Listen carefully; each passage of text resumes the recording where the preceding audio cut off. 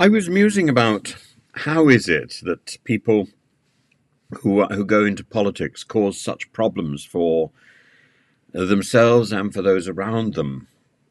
And I think part of the problem is the obsession in our present age for PR people to smother the politicians in a sort of rectitude of convention. They all have to wear the grey suits and the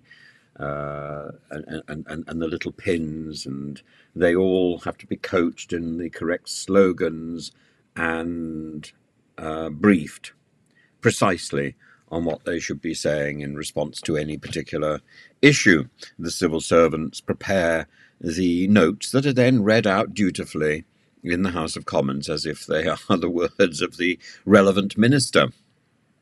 Now, I know there's a need to make sure things are checked and legalized, and nothing gets people into trouble. But the problem really is that there's always going to be a slip-up. And when the slip-up is so obvious as Liz Truss's administration or Suella Braverman's craziness and her sharing platforms with people like Viktor Orban and far-right thugs, we shouldn't be that surprised, because that's the flip side of the coin.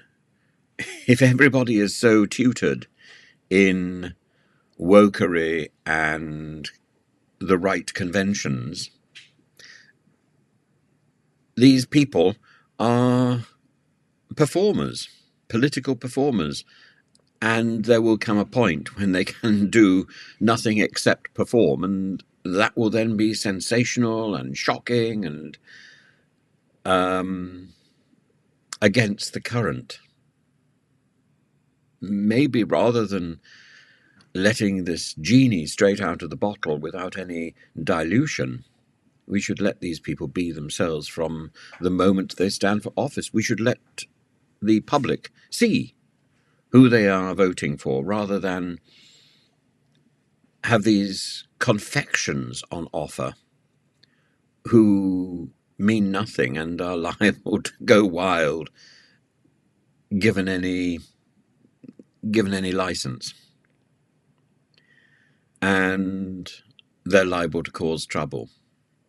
And it's not themselves who suffer. I think I've talked about sloganizing before, and people have taken me to task for it, but the sloganizing, my concern about slogans, I think slogans are very good things. Advertising is based on slogans, and some slogans are have a break, have a Kit Kat, eat. But when you're dealing with politics, you want to deal with the issues, and you want to enter a debate rather than simply hear the same slogans thrashed out again and again. Rishi Sunak has got into a habit of reciting slogans which were prepared for Australia. The idea of jumping the queue, the idea of stopping the small boats. These are Australian slogans which work very well in an Australian context.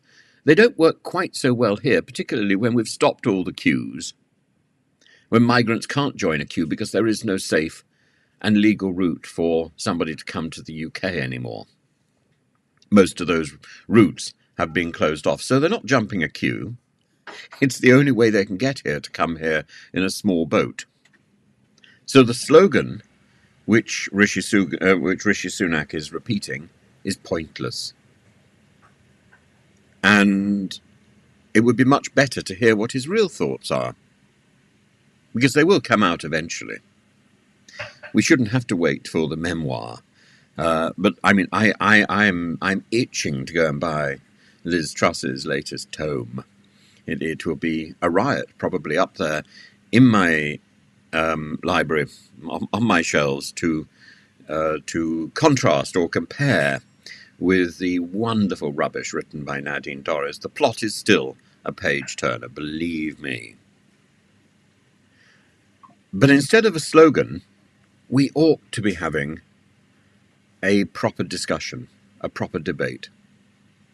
And if we don't engage the voters, if we don't engage constituents with reality, then what we get is this flood of people thinking that political discourse is slogans, that political interaction is aggression, and that the only form of political discourse is to be in one particular tribe, one particular echo chamber or another. That is not politics.